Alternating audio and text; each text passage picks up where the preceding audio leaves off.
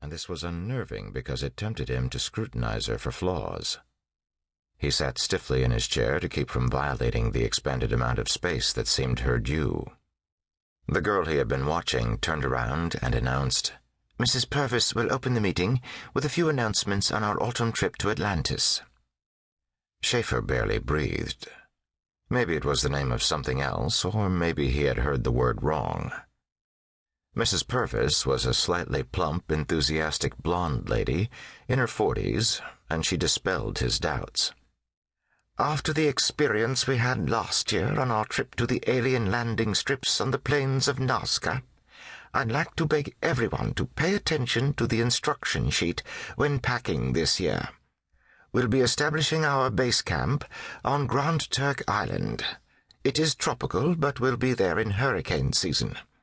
During a hurricane, between 25 and 50 centimeters of rain may fall in 2 days, and the winds may be violent, so dress accordingly." Michael Shaeffer felt distinctly uncomfortable. He wondered for a moment how this group of people would go about dressing for 20 inches of rain and 150-mile-an-hour winds. The girl who had introduced Mrs. Purvis now launched into a few more details. "Everything we know about ancient Atlantis suggests they wore bright colors, probably lots of reds and yellows, so please try to respect that scheme. There will be ever so many lingering spirits about, and it won't do to offend them." Shaeffer slipped out of his seat and moved toward the door. As he made it past the 2 beefy girls, one of them asked, "Something wrong, Meg?" And he heard a soft voice at his shoulder. "Sorry, dear.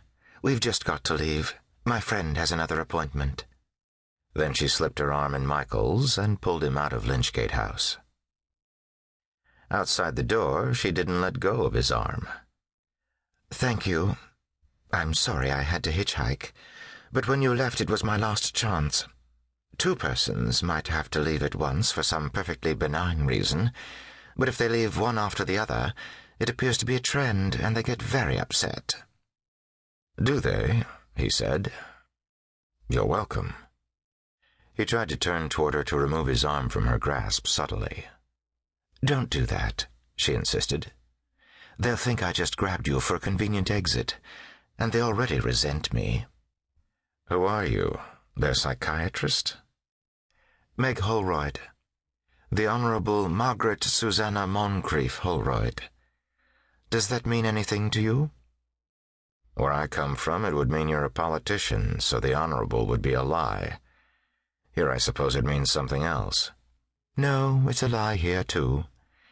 It means that hundreds of years ago there was a man in my family whose homicidal tendencies got him a title. My people are from York, but nobody goes up north anymore, except to sweep the cobwebs out of the family battlements. Where do you come from, by the way?" "Arizona." Automatically, he fed her the first half of his prepared story. She demanded the other half. "What's your name?" "Michael." "Would you like to go for tea or something?" "Charmingly put. Who could refuse? Macready's isn't far." "Good.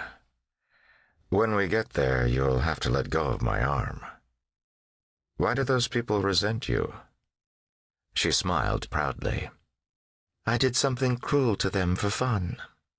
"You did?" He watched her as they walked. "What?" "Something horrible. Afterward, at the next meeting, they voted a formal reprimand and made speeches saying how irresponsible I was about taking care of the hidden secrets vouchsafed to the initiates." She laughed happily. "In other words, you're not planning to tell me." She studied him for a moment, or pretended to. "Yes, knowing you as I do, I suppose I'll have to. You'll make me, won't you?" As they entered Macready's tea shop, and he followed her to a table in a dark corner, he had a moment to evaluate the risk he was taking. But then they were seated, and he decided to defend himself with questions.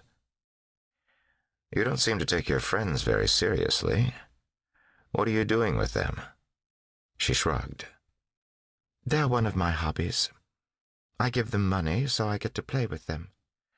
I inherited them, actually."